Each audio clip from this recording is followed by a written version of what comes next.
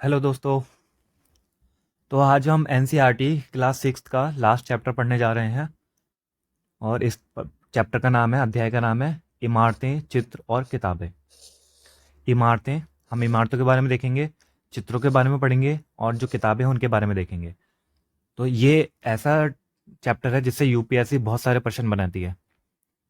तो हम शुरू करते हैं। अध्याय 12,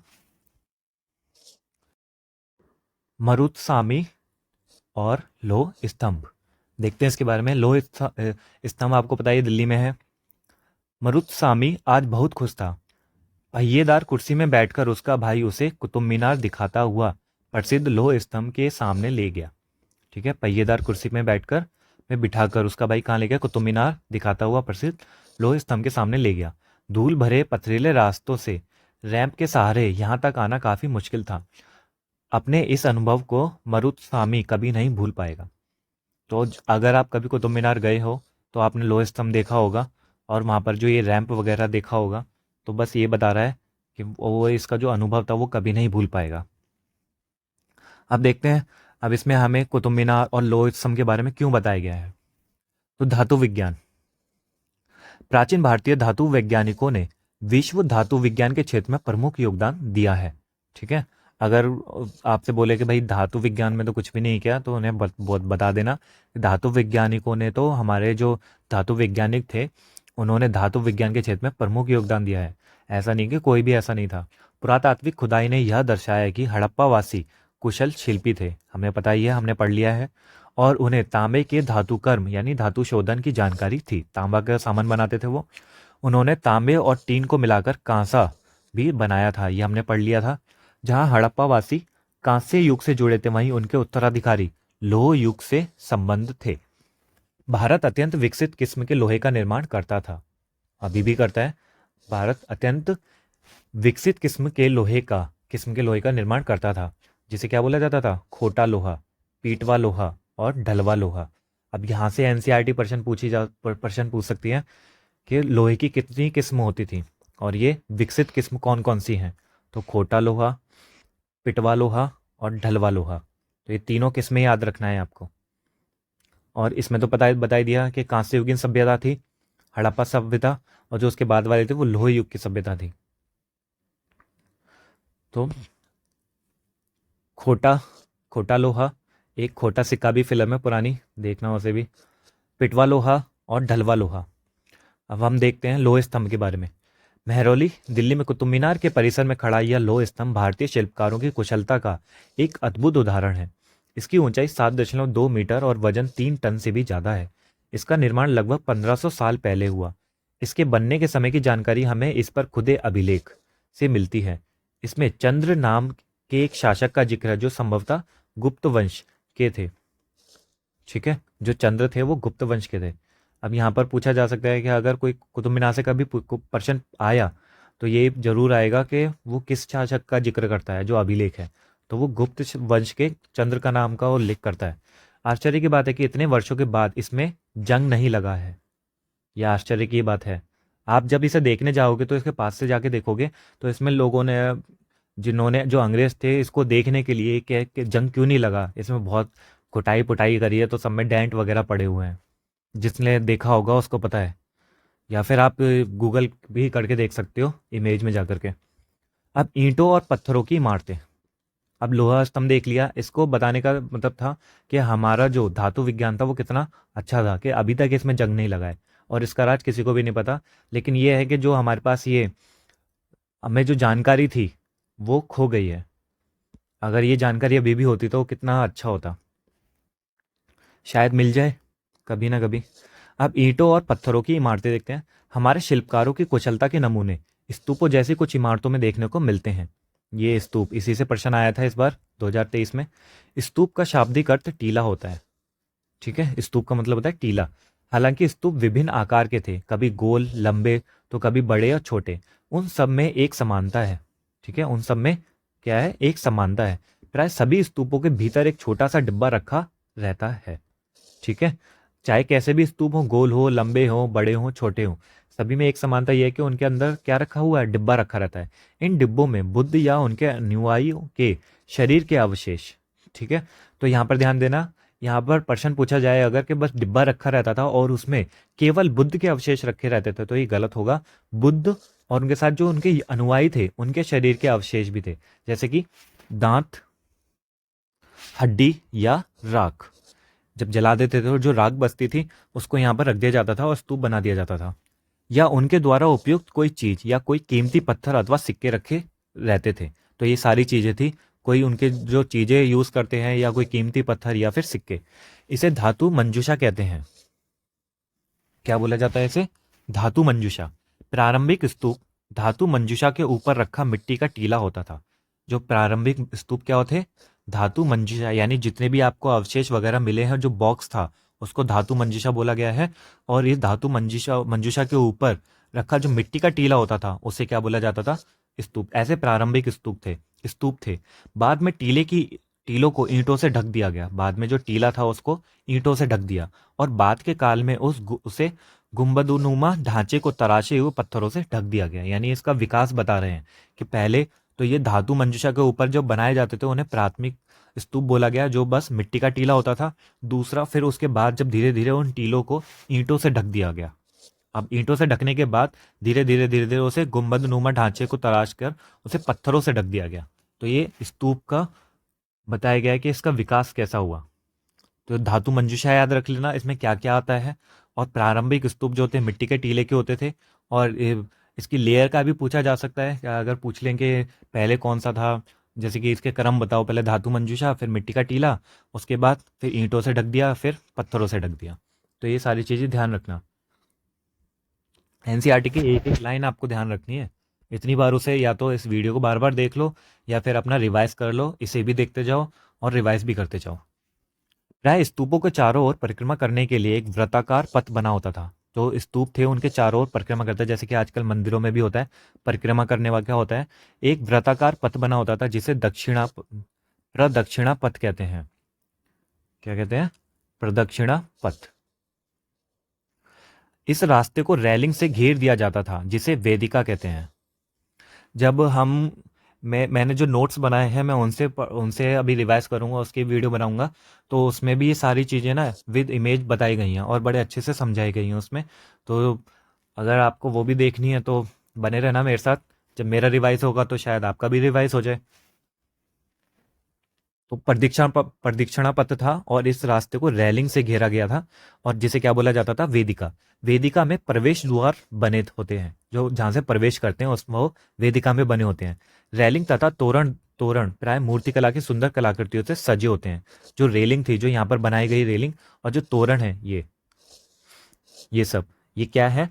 सुंदर कलाकृतियों से सजे हैं। और इसमें जितनी कलाकृतियां थी वो बुद्ध के जीवन से रिलेटेड सारी चीजें होती थी यहाँ पर। अमरावती, नाम याद रख लेना, अमरावती। इस सारे स्तूप के बारे में हम बाद में पढ़ेंगे। यहाँ कभी एक भव्य स्तूप हुआ करता था। यहाँ कभी एक भव्य स्तूप हुआ करता था। लगभग 2000 साल पहले इस स्तूप को सजाने के लिए शिलाओं पर चित्र उकेरे गए। लगभग 2000 साल पहले क्या किया गया था? स्तूप को सजाने के लिए शिलाओं पर चित्र उकेरे गए। कई बार पहाड़ियों को काटकर बनावटी गुफाएं बनाई जाती थी। ठीक, पहाड़ियों को काटकर क्या कर दिया? बनावटी गुफाएं बनाई गईं। इस तरह कई गुफाओं को मूर्तियों और चित्रों द्वारा सजाया जाता था। इस जो गुफाएं बनाई गई थी, बनावटी गुफाएं, उनको मूर्तियों और चित्रों से सजा दिया गया। इस काल में कुछ आरंभिक हिंदू मंदिरों का भी निर्माण किया गया। आरंभिक हिंदू मंदिरों का निर्माण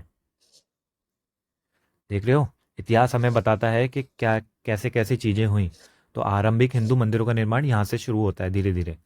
इन मंदिरों में विष्णु, शिव और दुर्गा जैसी देवी देवताओं की पूजा होती थी। आप इसमें अब बताना कि जो हड़प्पा सभ्यता थी उनमें किस किस भगवान की पूजा होती थी, उसके बाद जो वैदिक काल आया उसमें किस किस की पूजा होती थी, और अब किस किस की पूजा हो रही है। अब इसमें ना जो विष्णु भगवान थे ये मेन हो गए थे, और ब्रह्मा, विष्णु, महेश, जो महेश को शिव बोला गया है, और ब्रह्मा, ये तीनों भगवान बहुत ही मेन हो गए थे। देवी देवताओं की पूजा होती थी। मंदिरों का सबसे महत्वपूर्ण भाग जो होता था वो गर्भगृह होता था। जो सबसे महत्वपूर्ण भाग गर्भगृह। और यहाँ पर क्या होते थे? यहाँ मुख्य देवी या देवता की मूर्ति को रखा जाता था। जहाँ पर आपका भी जो मंदिर होगा, तो घर में अपना मंदिर देखना, और जहाँ पर आपने मूर्तियाँ रखी हुई हैं तो उसी को गर्भगृह बोलेंगे। ठीक है। और अगर आप कभी किसी मंदिर में जाते हो, किसी बड़े मंदिर में, तो मंदिर तो बहुत बड़ा होगा, उसकी सीमा जहाँ से वो एंट्री होती है वहाँ से, लेकिन गर्भगृह उसे बोला जाएगा जहाँ पर आप सीधा मंदिर मूर्तियों के पास जाते हो, वो गर्भगृह होगा। इसी स्थान पर पुरोहित धार्मिक अनुष्ठान करते हैं। पुरोहित का मतलब पंडित ही है, और भक्त पूजा करते हैं। तो यहाँ पर जो पुरोहित हैं वो धार्मिक अनुष्ठान कर रहे हैं, और जो भक्त हैं वो पूजा करते हैं। अक्सर गर्भगृह को एक पवित्र स्थान के रूप में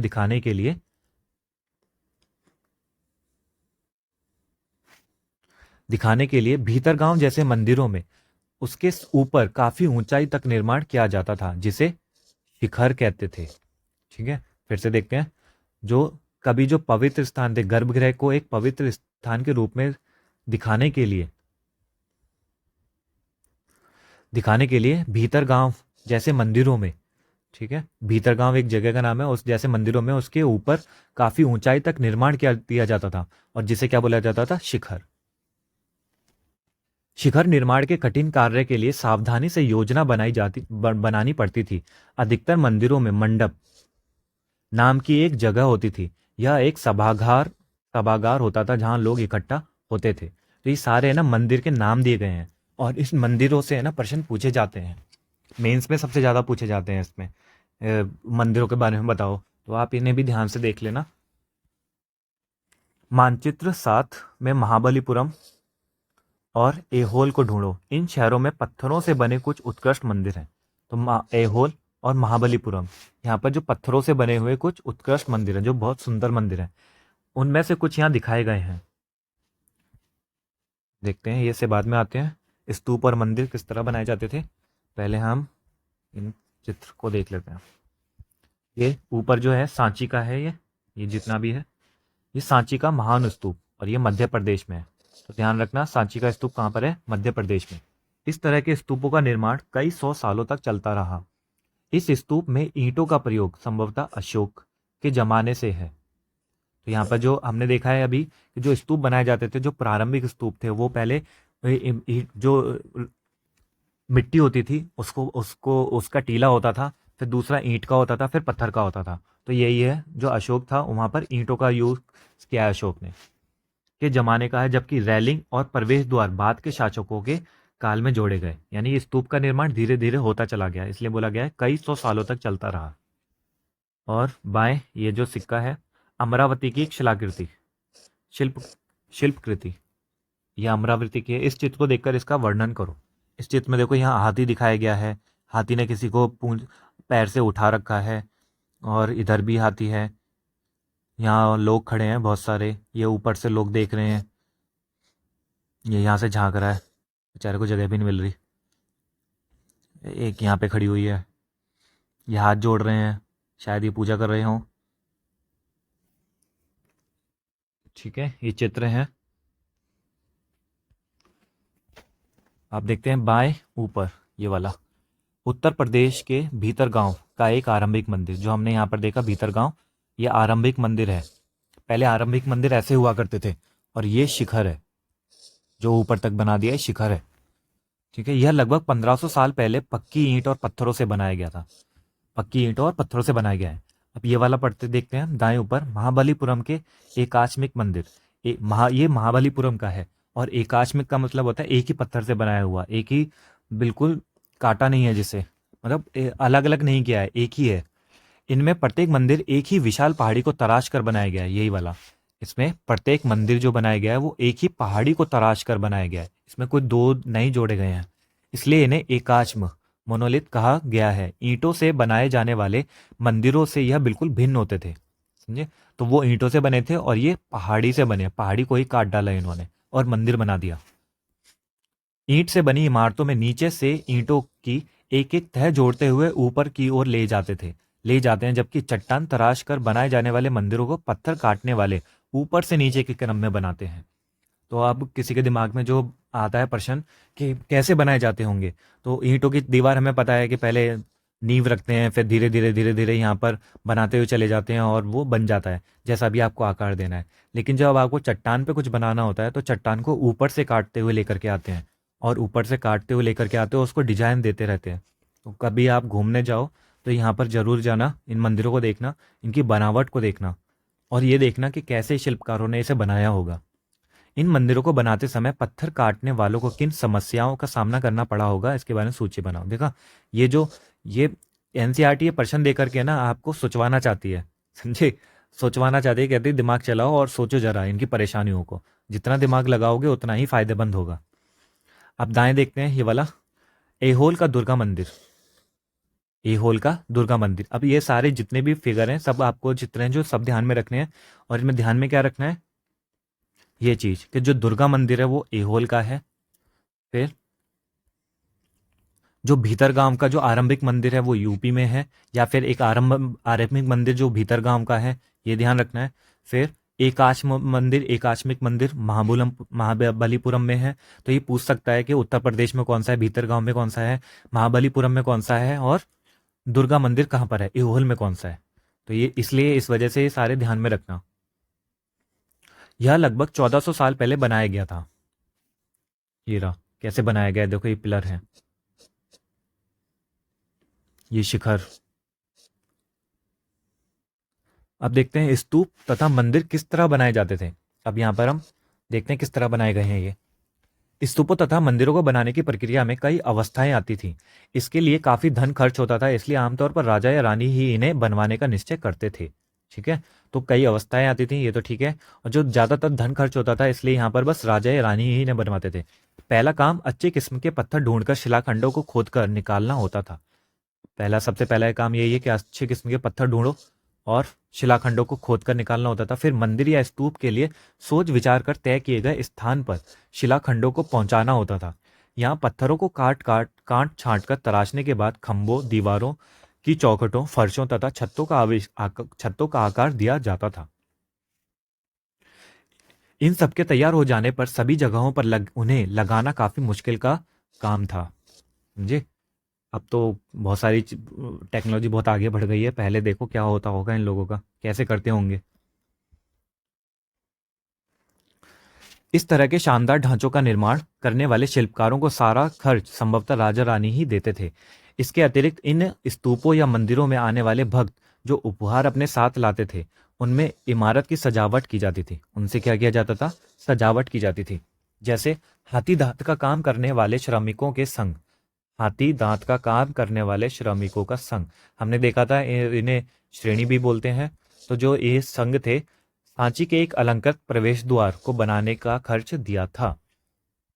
तो यहाँ पर पूछा जा सकता है प्रश्न कि पहले मंदिरों को बनाने के का खर्च राजा रानी के अलावा जो श्रमिकों के संघ थे उन्होंने वो भी देते थे, तो ये ठीक होगा।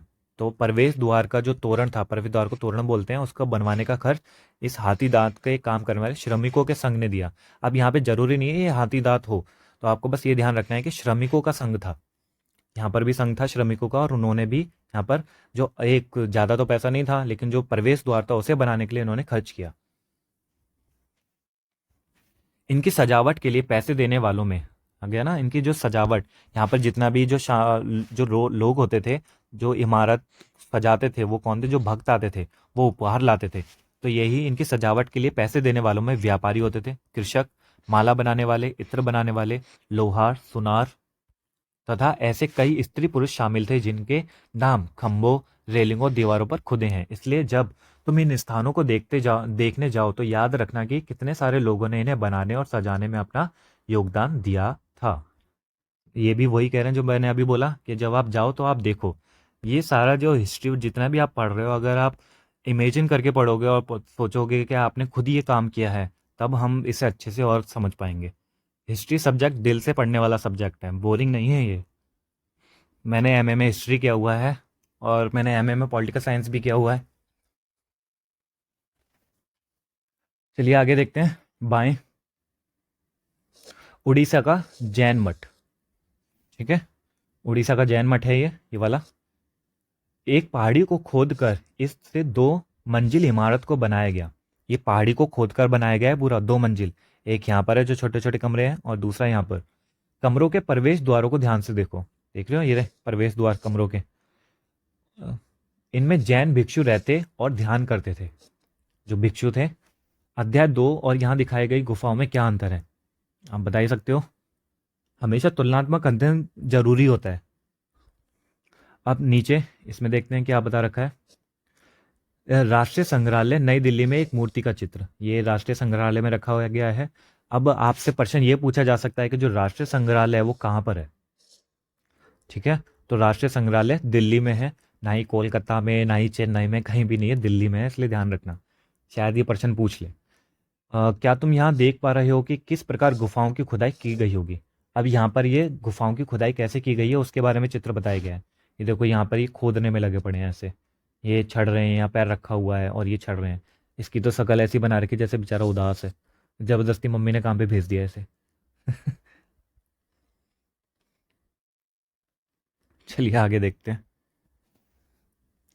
अध्याय 9, चित्र की तरह तुम भी मंदिरों और स्तूपों के निर्माण के दौरान आने वाले विभिन्न चरणों का चित्र बनाओ।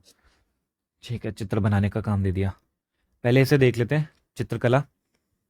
चित्रकला में ये वाला देखते हैं पहले, अजंता के चित्र। तुम्हें इनमें से प्रत्येक चित्र में जो दिखता है उसका वर्णन करो। ये जितने भी चित्र में आपको दिख रहा है उसका वर्णन करने के लिए बोला गया है। अब हम चित्रकला के बारे में पढ़ते हैं। अजंता, यह वह जगह है जहाँ के पहाड़ों में सैकड़ों सालों के दौरान कई गुफाएं खोदी गई। यह वो जगह है जहाँ पर पहाड़ों में खोदी गई हैं, सैकड़ों सालों के दौरान कई गुफाएं खोदी गई। इनमें से ज्यादातर बौद्ध भिक्षुओं के लिए बनाई गई हैं, बनाए गए विहार थे। जैसे आपने बहुत सारे विहार देखे होंगे जहाँ पर लोग बाग रहते थे, वो विहार, जब उनको विहार बोलते हैं, और जो पूजा करते हैं उन्हें स्तूप बोलते हैं। इनमें से कुछ को चित्रों द्वारा सजाया गया था, कुछ को चित्रों द्वारा सजाया गया है। यहाँ इनके कुछ उदाहरण दिए गए हैं। गुफाओं के अंदर अंधेरा होने की वजह से अधिकांश चित्र मशाला की रोशनी में बनाए गए थे। ठीक है, वो तो पता ही है कि अगर अंधेरा रहेगा तो वहाँ चित्र कैसे बनेंगे। तो मशालों जो थी, मशाल जिसमें ऐसे आग जला के रखते हैं, यहाँ पर ऐसे लगी होती है और ये आग जलती रहती है, रोशनी में बनाए गए थे। इन चित्रों के रंग 1500 साल बाद भी चमकदार हैं। ये मैंने बताया था आपको कि जो इनके जो रंग है वो अभी भी चमकदार है 1500 साल के बाद भी। ये रंग पौधों और खनिजों से बनाए गए थे। इन महान कृतियों को बनाने वाले कलाकार अज्ञात हैं। जैसे इन्होंने बनाया और हमें पता ही नहीं है किसने बनाया। पुस्तकों की दुनिया, देखते हैं इसके बारे में। इस युग में कई प्रसिद्ध महाकाव्यों की रचना की गई। इन उत्कृष्ट रचनाओं में स्त्री पुरुषों की वीर गाथाएं तथा देवताओं से जुड़ी कथाएं हैं। इन सभी रचनाओं में क्या है, स्त्री पुरुषों की वीर गाथाएं हैं और देवताओं से जुड़ी कथाएं हैं। करीब 1800 साल पहले एक प्रसिद्ध तमिल महाकाव्य तिलपदीकारम तिलपदीकारम की रचना इलांगो नामा के कवि ने की। अब ये अजीब सा नाम है, जो इसको याद कर लेना। कभी कभी जो अजीब से नाम होते हैं यही आते हैं, फिर कहते हैं अरे ये हमने तो कभी पढ़ा ही नहीं, क्योंकि दिमाग में बैठते ही नहीं है, इसलिए इसे बैठा लेना। और ये शिल्पधिकारम एक तमिल महाकाव्य है, समझे। इसमें कोवलन नाम के एक व्यापारी की कहानी है। वह पुहार में रहता था। अपनी पत्नी कन्नगी की उपेक्षा कर वह एक नर्तकी माधवी से प्रेम करने लगा। ये तो पहले से ही चला आ रहा है, अपनी पत्नी को छोड़ के दूसरे पे लट्टू हो जाना। नर्तकी माधवी से प्रेम करने लगा। बाद में वह और कनगी पुहार छोड़कर मदुरै चले गए। हमने देखा था ये मदुरै, बोला था नीचे जब पढ़ेंगे जब देखेंगे। वहां पांड्य राजा के दरबारी जोहरी ने कोवलम पर चोरी का झूठा आरोप लगाया, जिस पर राजा ने उसे प्राण दंड दे दिया। और जोहरी ने वो एक तो झूठा आरोप लगा दिया और उसे राजा ने फिर प्राण दंड भी दे दिया। कनगी जो अभी भी उससे प्रेम करती थी, इस अन्याय के कारण दुख और रोष से भर गई। उसने मदुरै शहर का विनाश कर डाला। देखा, एक पत्नी जो अपने पति को इतना प्यार करती है, उसने पूरे शहर का ही विनाश कर डाला, मदुरै शहर का। और जो पति था वो किसी दूसरे लड़की के चक्कर में पड़ गया। यहाँ पर जो ये ऐसी कहानियाँ होती थी ना, ये मैंने देखा है जब भी पढ़ा है कि अगर ये काम है ना ये पत्नी करती, तो उसे या तो है ना मृत्युदंड दे दिया जाता या उसे अलग कर दिया जाता, उसकी इतनी बदनामी की जाती कि सोचो मत। और अभी इस आदमी ने क्या है, तो पत्नी इसके साथ ही रह रही है और अभी भी उससे ही प्रेम कर रही है। तो यहाँ पर कभी कभी ऐसा दिखाने की कोशिश की जाती है, क्योंकि मैंने पहले ही बताया था मेरा दिमाग थोड़ा फेमिनिज्म में भी चलता है, तो कुछ भी ऐसा लगता है कि इसको बढ़ावा दिया जा रहा है पुरुषवादी समाज को, तो दिमाग में कुछ भी आने लग जाता है। अब जैसे कि यहाँ पर दिया जा रहा है कि पत्नी को हमेशा पति कुछ भी करे उसके साथ ही रहना है, ऐसा समझाया जा रहा है शायद यहाँ पर कि पत्नी उस जमाने में पति कुछ भी कर सकता है लेकिन पत्नी कुछ नहीं कर सकती, ऐसा जैसा ये इन्होंने किया। अगर पत्नी करेगी तो उसको या तो दंड दिया जाएगा, और आदमी करेगा तो उसको कुछ नहीं बोला जाएगा। देखते हैं, शिल्प अधिकारम से लिया गया एक वर्णन। अब हम बहुत सारे वर्णन पढ़ चुके हैं, अब इसका भी वर्णन देखते हैं। यहाँ कवि ने कनगी के दुख का इस तरह वर्णन किया है। ओ मेरे दुख तो देखो, ओ मेरा दुख तो देखो, तुम मुझे सातवाना तक नहीं दे सकते। क्या यह सही है कि विशुद्ध सोने से भी सुंदर तुम्हारा शरीर बिना धूल से सना यूं ही पड़ा है? यह कहाँ का न्याय है कि गोधूली की इस स्वर्णिम आभा में फूल माला से ढके सुंदर वक्ष स्थल वाले तुम जमीन पर गिरे पड़े हो। मैं अकेली असहाय और हताशा होकर खड़ी हूँ। क्या ईश्वर नहीं है? क्या इस देश में ईश्वर नहीं है? पर क्या उस स्थान पर ईश्वर रह सकते हैं जहाँ के राजा की तलवार निर्दोष नवागुंतक के प्राण लेती है? क्या ईश्वर नहीं है? नहीं है। इसे आप फिल्मी डायलॉग में जैसा भी आपको लगे आप पढ़ लेना, मेरे से तो ऐसे ही पढ़ा जा रहा है। जैसे होता है ना, एक चुटकी सिंदूर की कीमत तुम क्या जानो रमेश बाबू, तो ऐसा ही वाला ही है। क्या ईश्वर नहीं है? नहीं है। क्या यहाँ पे कोई भी ईश्वर नहीं है? क्या अकेली असहाय और हताशा होकर खड़ी हूँ? क्या ईश्वर नहीं है? तो इस तरह थोड़ी सी लगा लेना। इसमें बताया गया है कि उसने कनगी ने अपना दुख कैसे बताया और क्या क्या बोला उस राजा से। चलिए देखते हैं एक और तमिल महाकाव्य, मणि मेखलई। ये दूसरा आ गया है तमिल महाकाव्य मणि मेखलई को करीब 1400 साल पहले सतनार द्वारा लिखा गया। हिस्ट्री में कितने सारे फैक्ट आ गए हैं, इनके एक अलग से नोट्स बना लेना भाइयों बहनों, मैंने तो बना रखे हैं। अगर आपको चाहिए वो नोट्स तो बता देना, मैं उनको भी पढ़ा दूंगा। एक लाइन टू लाइन जैसे ये मैंने बताया इसको लिख लेना, ये सारे मैंने लिखे हुए हैं। तो अगर मैं उसे पढ़ाता तो आपको समझ में नहीं आता ये कहाँ से उठा लिए, तो आप ध्यान रखना। अगर आपको चाहिए हो तो मुझे मैसेज कर देना, कमेंट कर देना। मणि मेखलाई जो था उसने 1400 साल पहले सतनार द्वारा लिखा गया था, ठीक है। इसमें कोवलन और माधवी की बेटी की कहानी है, समझे, कोवलन और माधवी की बेटी। ये रचनाएं कई सदियों पहले ही खो गई थी। उनकी पांडुलिपियां दोबारा लगभग 100 साल पहले मिली। अन्य लेखक जैसे कालिदास, जिनके बारे में तुमने अध्याय 11 में पढ़ लिया है, संस्कृत में लिखते थे। ये तो हमें पता है कालिदास संस्कृत में लिखते थे। मेघदूत का एक श्लोक, अब यहाँ पर मेघदूत है उसका एक श्लोक देखते हैं। यहाँ उनकी सबसे प्रसिद्ध रचना मेघदूत से एक अंश दिया गया है। अब ये ध्यान रखना है एक और प्रश्न कि जो कालिदास थे उनकी एक आपने वो पढ़ ली है और दूसरा आ गया है मेघदूत। यहाँ एक विरही प्रेमी बरसात के बादल को अपना संदेशवाहक बनाने की कल्पना करता है। विरही प्रेमी क्या कर रहा है, बरसात के जो बादल होते हैं उसको अपना संदेशवाहक बना रहा है, क्योंकि जो बरसात के बादल होते हैं वो हवा जब तेज चलती है तो वो उड़ के चले जाते हैं। तो सोच रहे हैं जो विरही प्रेमी है वो सोचा है कि ये मेरा संदेश मेरे प्रेमी तक पहुंचा दे। देखते हैं क्या बोलते हैं। देखो इसमें किस तरह कवि ने बादलों को उत्तर की ओर ले जाती ठंडी हवा का वर्णन किया है। इसमें किस तरह कवि ने क्या किया, बादलों को उत्तर की ओर ले जाती ठंडी हवा का वर्णन किया है। तुम्हारे बौछारों से मुलायम हो उठी मिट्टी की भीनी खुशबू से भरे हाथियों की सांस में बसी जंगली गूलर को पकाने वाली शीतल बयार तुम्हारे साथ धीरे धीरे बहेगी। शीतल बयार तुम्हारे साथ धीरे धीरे बहेगी। क्या तुम्हें लगता है कि कालिदास को प्रकृति प्रेमी कहा जा सकता है?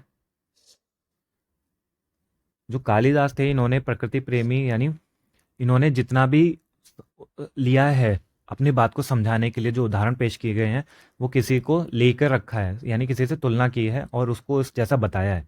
जैसे यहाँ बादलों को बताया है, इसलिए यहाँ पर जो मेघ का मतलब भी होता है बादल, और दूत का मतलब होता है संदेशवाहक, समझे। तो इसका मतलब ही है मेघदूत। इसे भी पढ़ना है, ये भी बड़ी अच्छी कहानी है। पुरानी कहानियों का संकलन तथा संरक्षण। हिंदू धर्म से जुड़ी कई कहानियां जो बहुत पहले ही से प्रचलित थीं, इसी काल में लिखी गई। ठीक है। जो हिंदू धर्म में जो कहानियाँ थी जो पहले से प्रचलित थी, यहाँ ये बताया जा रहा है जो प्रचलित तो थी पहले से, लेकिन उनकी लिखने की शुरुआत यहाँ से हुई। इसमें पुराण भी शामिल हैं। पुराण का शाब्दिक अर्थ है प्राचीन या पुराण। ठीक है। जैसे वो उसमें गुर्जरी में बोलते हैं ना, हरियाणवी में बोलते हैं, पुराना सामान, पुराना, पुराना वाला उठा ले, ऐसे बोलते हैं। तो वो पुराना, पुराना, ये पुरानी है। पुराना यानी प्राचीन। पुराणों में विष्णु, शिव, दुर्गा, पार्वती जैसे देवी देवताओं से जुड़ी कहानियां हैं। ठीक है। तो इनमें ये जो भगवान जी की कहानियां हैं, इन सब की, इनमें इन देवी देवताओं की पूजा की विधियां दी गई हैं कि कैसे इनकी पूजा की जाए, और पूजा के भी नियम होते हैं। इसके अतिरिक्त इसमें संसार की सृष्टि और राजाओं के बारे में भी कहानियां हैं। संसार की सृष्टि कैसे हुई, और जो राजा बने, जो पहले वो दूत बन गए राजा के, फिर वो बन गए कि राजा के समान, तो उनके बारे में भी बताया गया है।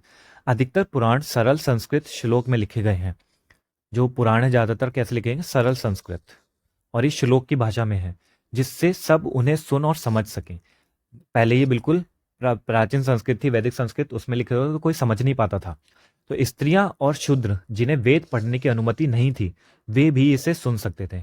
आ गया, स्त्रियां और शूद्र, फिर से, कि स्त्रियां और शूद्र को वेद पढ़ने की अनुमति नहीं थी। पता नहीं किस चीज़ की लड़ाई थी। आजकल वेद वगैरह यूट्यूब पे आप देखो कितनी वीडियो मिल जाएंगी, और हमें ये भी नहीं पता चलता कि उसे स्त्रियां पढ़ रही हैं, शूद्र पढ़ रहे हैं, क्या पढ़ रहे हैं, हमें नहीं पता चलता। पता नहीं क्या दिमाग था उन लोगों का। लेकिन चलो अब अपने सब्जेक्ट पे आते हैं। जो पुराण थे उन्हें ये सुन सकते थे। पुराणों का पाठ पुजारी मंदिरों में क्या करते थे, जिसे लोग सुनने आते थे। अब यहाँ पर भी तो पुजारी कर रहे हैं। दो संस्कृत महाकाव्य महाभारत और रामायण लंबे अरसे से लोकप्रिय रहे, ये अभी भी रहे हैं।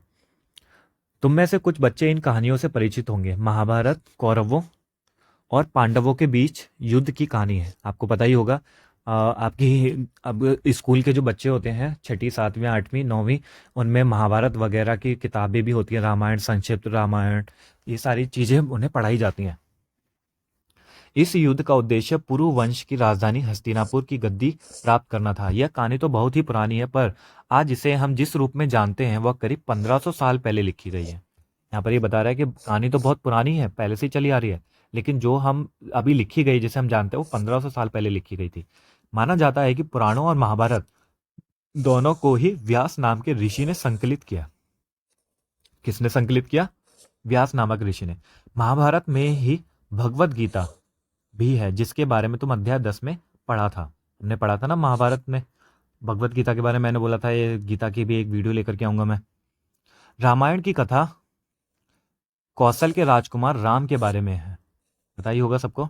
उनके पिता ने उन्हें वनवास दे दिया था। वन में उनकी पत्नी सीता का लंका के राजा रावण ने अपहरण कर लिया था।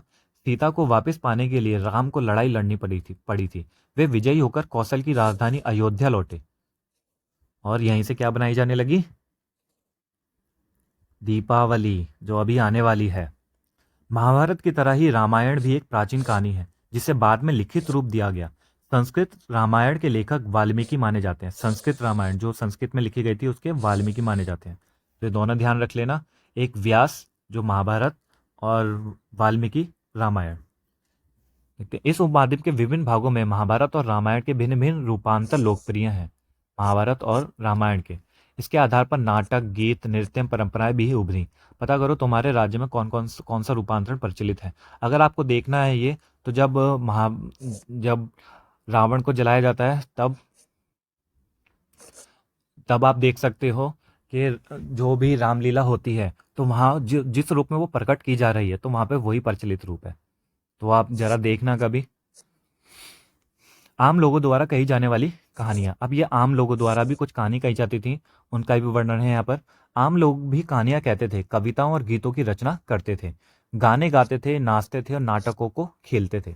इनमें से कुछ तो इस समय के आसपास जातक और पंचतंत्र की कहानियों के रूप में लिखकर सुरक्षित कर लिए गए। ठीक है। अगर आपने जातक और पंचतंत्र की कहानियां नहीं पढ़ी हैं, तो अभी पढ़ो, अभी इसको छोड़ करके उन्हें पढ़ो। इतनी ज्ञानवर्धक कहानियां है ना ये पंचतंत्र और जातक की। मैंने तो बचपन में पंचतंत्र की तो ऐसे खूब पढ़ी हैं। जातक कथाएं तो अक्सर स्तूपों की रैलिंगों और अजंता के चित्रों में दर्शाई जाती थीं। जो जातक कथा है मैंने बताया था ये बुद्ध से रिलेटेड थी। और ये स्तूपों की जो रेलिंग थी और अजंता के जो चित्र हैं वहाँ पर इन्हें दर्शाया जाता था। इनमें से एक कहानी अगले पृष्ठ पर दी गई है, चलिए देखते हैं इस कहानी को। बंदर राजा की कहानी। एक समय बंदरों का एक महान राजा हुआ। वह हिमालय पर गंगा के किनारे अपने 80,000 अनुयायियों के साथ रहता था। कहाँ पर रहता था? हिमालय पर रहता था, गंगा के किनारे। सारे बंदरों को एक खास आम के पेड़ के फल बहुत प्रिय थे। ये आम बड़े मीठे होते थे। इतने स्वादिष्ट आम धरातल पर कहीं नहीं उगते। एक दिन एक पका हुआ आम गंगा नदी में गिरकर बहते बहते वाराणसी पहुंच गया। यूपी, हिमालय से वाराणसी। उस वक्त नदी में वहां का राजा नहा रहा था। राजा वहां नदी में नहाते थे। उस उसे वह आम मिला। उसे चखकर वह हैरान रह गया। उसने अपने राज्य के जंगलों की देखभाल करने वालों से पूछा कि क्या वे इस आम के पेड़ को ढूंढ सकते हैं या नहीं। वे राजा को हिमालय की पहाड़ी पर ले गए। वहां पहुंचकर राजा और उसके दरबारियों ने खूब आम खाए। बताओ, सबने आम खा लिए। रात में राजा ने देखा कि बंदर भी पके आमों का मजा ले रहे हैं। राजा को यह बात बुरी लगी। यहाँ से ही आती है कपटता। ये जो चीज हमें सिखाई जाती है इन सारी कहानियों में यही आती है कि भाई आप तो अभी आए हो, बुरा क्यों मान रहे हो, उन्हें भी खा लेने दो, फल है वो, तो जितने फल देगा आप दब ले लेना। उसने उन्हें मार डालने का फैसला किया। बंदरों के राजा ने अपनी प्रजा को बचाने की एक योजना बनाई। उसने आम के पेड़ की टहनियों को तोड़कर उन्हें आपस में बांधकर नदी पर एक पुल बनाया। इसके एक छोर को वह तब तक पकड़ते रहा जब तक कि उसकी सारी प्रजा ने नदी को पार ना कर लिया। इस इस प्रयास से वह इतना थक गया कि मरणासन होकर गिर पड़ा। राजा ने जब यह देखा तो उसने बंदर राजा को बचाने की काफी कोशिश की, पर वह सफल ना हो सका। अब यहाँ पर यह भी दिखाया कि अगर आपके मन में कुछ आ गया है, नेगेटिव थॉट आ गया, तो उसको भाई पहले ही खत्म कर दो। ठीक है, तो जो बाद में खत्म होगा उसे पहले ही खत्म कर दो, किसी की जान जाने से पहले।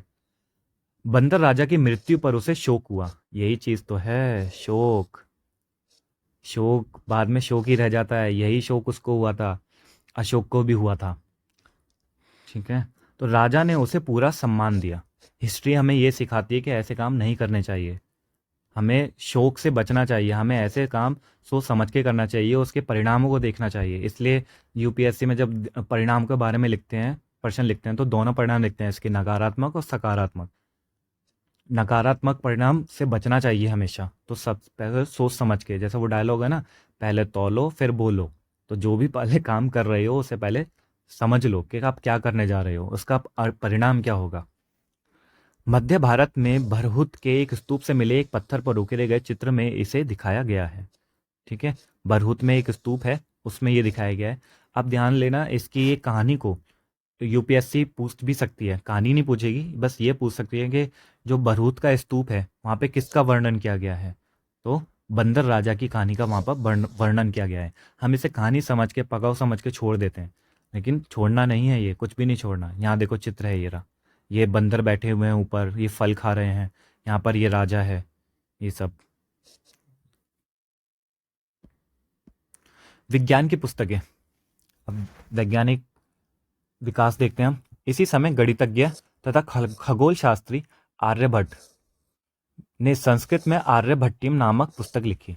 तो जो गणितज्ञ और खगोल शास्त्री थे उनका नाम आर्यभट्ट है, और हमारा जो वो था सैटेलाइट था वो भी आर्यभट्ट था। तो संस्कृत में लिखी थी उन्होंने, ध्यान रखना, आर्यभट्ट ने जो आर्यभट्टियम लिखी थी वो संस्कृत में लिखी थी, कहीं आपको और दूसरी भाषा कर दो। इसमें उन्होंने लिखा कि दिन और रात पृथ्वी की अपनी धुरी पर चक्कर काटने की वजह से होते हैं, जबकि लगता है कि रोज सूर्य निकलता है और डूबता है। इन्होंने पहले ही बता दिया था, जो ज्योग्राफी में आप पढ़ोगे, भूगोल में, जो दिन और रात कैसे होते हैं, तो इन्होंने बता दिया था, वो होते हैं पृथ्वी की अपनी धुरी पर। धुरी होता है कि यहीं ऐसी जगह पर है और यहीं यहीं यहीं ऐसे ऐसे घूम रही है, जब और लेकिन उन्हें रोज लगता है कि सूर्य निकलता है और डूबता है, ऐसा लगता है, लेकिन ऐसा होता नहीं है। उन्होंने ग्रहण के बारे में भी एक वैज्ञानिक तर्क दिया, जो ग्रहण लगता है, सूर्य ग्रहण, चंद्र ग्रहण, उन्होंने भी एक वैज्ञानिक तर्क दिया।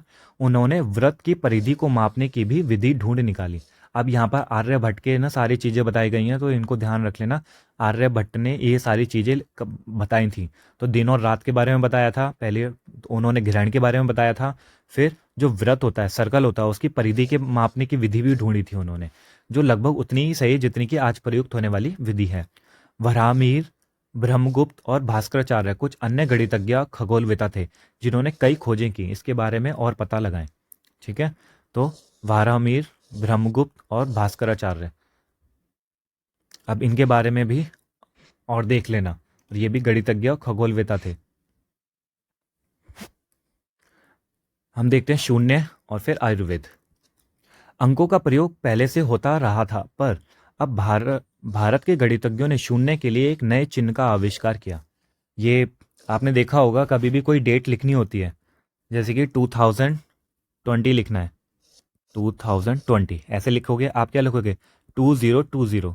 लेकिन जो अंग्रेज होंगे या जो बोलेंगे, जो ज़्यादा ही इंग्लिश मीडियम में होते हैं और जो ज़्यादा ही प्रभाव रहता है उनका विदेशी भाषा का, तो इसे ज़ीरो नहीं बोलते। ज़ीरो इसलिए नहीं बोलते क्योंकि वो इंडिया ने दिया है, वो इसे बोलते हैं 2020। अब किसी को बोलना है 9040 तो बोलेंगे 1940। वो ज़ीरो लगाएंगे ही नहीं। वो इसलिए नहीं लगाएंगे कि ज़ीरो जो दिया है वो भारत ने दिया है। वो मेरे को समझ में नहीं आता। अब तो इसका प्रभाव इतना पड़ गया है कि मैं इंग्लिश मीडियम वाले बच्चों को जब पढ़ाता हूँ तो उनसे बोलता हूँ, हाँ भाई लिख के दिखाओ, जैसे कोई भी है ज़ीरो लिख के दिखाओ, तो उसे जब पढ़ेंगे कोई डेट, जैसे ये वाली डेट है उसे पढ़ेंगे तो 1940 बोलेंगे। मैं कहा, भाई ज़ीरो है वो, हमारे इंडिया का ज़ीरो, ज़ीरो बोलो इसे। तो ये आप भी ध्यान रखना, गणित भारत के गणितज्ञों ने शून्य के लिए एक चिन्ह दिया था। गिनती की यह पद्धति अरबों द्वारा अपनाई गई। ठीक है, ये वाली जो पद्धति थी वो अरबों द्वारा अपनाई गई और तब यूरोप में भी फैल गई। ठीक है, अभी तक हमने चीन के बारे में देखा था कि चीन ने क्या क्या करा और वो कैसे यूरोप में फैली थी। अब यहाँ पे हमने इसको देखा है कि ये जो भारत का था वो यूरोप में फैल गई और आज भी यह पूरी दुनिया में प्रयोग की जाती है। और आपको तो गर्व होना चाहिए कि भारत ने ज़ीरो दिया था। अब ज़ीरो नहीं होता तो कुछ भी नहीं होता। अब रोम के निवासी शून्य का प्रयोग किए बगैर गिनती करते थे।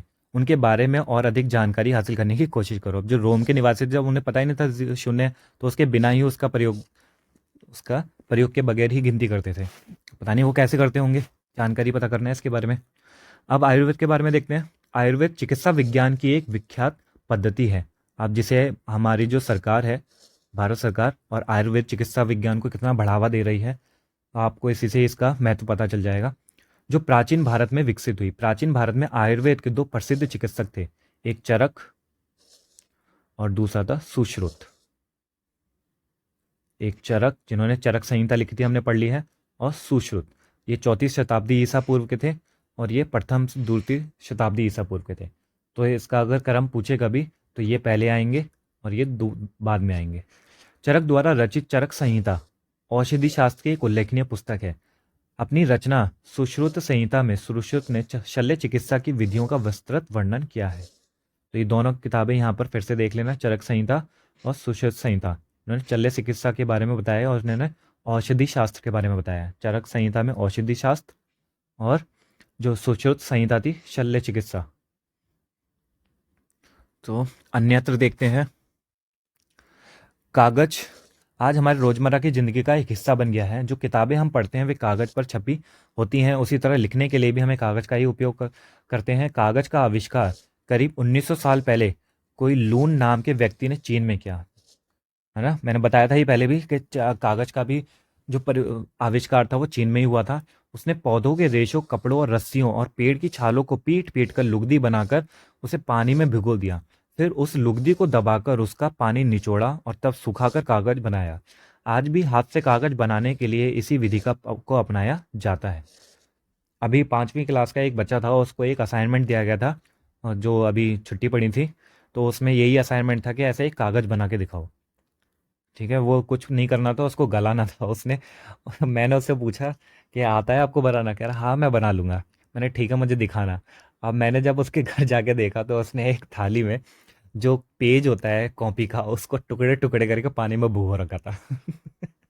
मैंने बोला भाई तुम तो बोल रहे थे तुम्हें आता है और ये क्या बना रखा है तुमने। मैंने कहा ऐसे नहीं बनता कागज। जब मैंने उसका है ना पूरा असाइनमेंट मैंने बनाया, मैंने बताया ये करो सारी चीज़, तब उसने वो बनाया। कागज बनाने की तकनीक को सदियों तक गुप्त रखा। जो चीनी थे ना, हर चीज़ को गुप्त रखते थे, और जो हमारे गुप्त शासक थे वो तो बहुत अच्छे थे। करीब 1400 साल पहले यह कोरिया तक पहुंची। ठीक है, पहले कोरिया पहुंची, इसके तुरंत बाद ही यह जापान तक फैल गई। करीब 1800 साल पहले यह बगदाद में पहुंची। फिर बगदाद से ये यूरोप, अफ्रीका, एशिया के अन्य भागों में फैली। अब देखो वो चीन कितना पास है, एशिया में ही है, और एशिया में तो बिल्कुल एंड में आई थी ये तकनीक। और हम भारत को भी है ना, ये यूरोप से पता चली। इस उपमहाद्वीप में भी कागज की जानकारी बगदाद से आई थी। ठीक है, कहाँ से आई थी? बगदाद से आई थी। प्राचीन भारत की पांडुलिपियां किस चीज पर तैयार की जाती थी? बताना आप अध्याय 1 में देख करके। हमने पढ़ा था ये पांडुलिपियों के बारे में। अब चलो कल्पना करते हैं। तुम एक मंदिर के मंडप में बैठे हो, अपने चारों तरफ के दृश्य का वर्णन करो। आप इमेजिन करना, कभी तो आप गए होगे मंडप में, वैसा ही है ये। महत्वपूर्ण तिथियां देख लेते हैं। स्तूप निर्माण की शुरुआत 2300 साल पहले हुई। अमरावती का स्तूप 2000 साल पुराना है। फिर कालिदास 1600 साल पहले आए थे। लोह स्तंभ, भीतर गांव का मंदिर, अजंता की चित्रकारी और आर्यभट्ट, ये 1500 साल पहले। दुर्गा मंदिर 1400 साल पहले। ये सारे जितने भी हैं क्रम है। इन तिथियों का पढ़ाने का एक ही उद्देश्य है कि आपको क्रम याद रहे। अभी कभी कोई भी क्रम उन्होंने पूछ लिया तो आपको पता रहेगा कि क्रम क्या है। आपको ये डेट याद नहीं रखनी, आपको ये क्रम याद रखना है कि पहले स्तूप का निर्माण, फिर अमरावती, फिर कालिदास, लोह स्तंभ, भीतरगांव का मंदिर, उसके बाद दुर्गा मंदिर। क्या पता इसी में ही पूछ ले, वो पूछ ले कौन कौन सा पहले था। भीतरगांव का मंदिर पहले आया, फिर उसके बाद दुर्गा मंदिर आया, फिर अजंता की चित्रकारी आई, तो ये गलत हो जाएगा। ठीक है, तो इसलिए इसको इस तरह से ध्यान में रखना। फिर बोलते हैं कि पेपर नहीं हुआ अच्छा सा, कुछ नहीं कर पाए। तो हमारा ये चैप्टर ख़त्म, हमारी पूरी 6th क्लास की एनसीईआरटी ख़त्म। थोड़ा ऐसे देख लेते हैं तिथियों पर एक नज़र, और अगले साल के बारे में, यानी 7th क्लास की एनसीईआरटी में क्या पढ़ा जाएगा। इस पूरी पुस्तक में हमने 2000 को शुरुआती बिंदु के रूप में रखकर घटनाओं, प्रक्रियाओं को होने के अनुमानित तिथियों की जानकारी दी है। पर अन्य पुस्तकों जो तुम पढ़ते होगे उनमें तिथियां अलग तरह से लिखी होंगी। इस पुस्तक में इन तिथियों के पहले करीब या लगभग लिखा गया है ना, लगभग लिखा जाता है। जैसे कि पुराण युग के लिए तिथियां लाखों वर्ष पहले के रूप में लिखी गई हैं। ये सब वो बता रहे हैं, ज़्यादा ज़रूरी नहीं है ये, आप देख लेना इसमें। अगले साल हम ये देखेंगे सारा। भारत का राजनीतिक मानचित्र, ये पुराना है कि ये बुक भी 2018 की है। मैंने ये बुक इसलिए ली थी क्योंकि जो अभी एनसीईआरटी ने परिवर्तन कर दिए हैं कुछ, तो उसमें सारे चैप्टर नहीं है। क्या पता है यूपीएससी इनसे क्वेश्चन पूछ ले, और नॉलेज भी है, और ये इंटरेस्टिंग भी था, तो मैंने इसलिए इसे चुना। वैसे कंटेंट तो सब सेम ही है। चलिए, तो ये हो गई ख़त्म हमारी एनसीईआरटी। तो अब मिलते हैं 7वीं क्लास की एनसीईआरटी के साथ, हिस्ट्री की। तो बने रहना मेरे साथ, और वही थोड़ा सा सपोर्ट करना।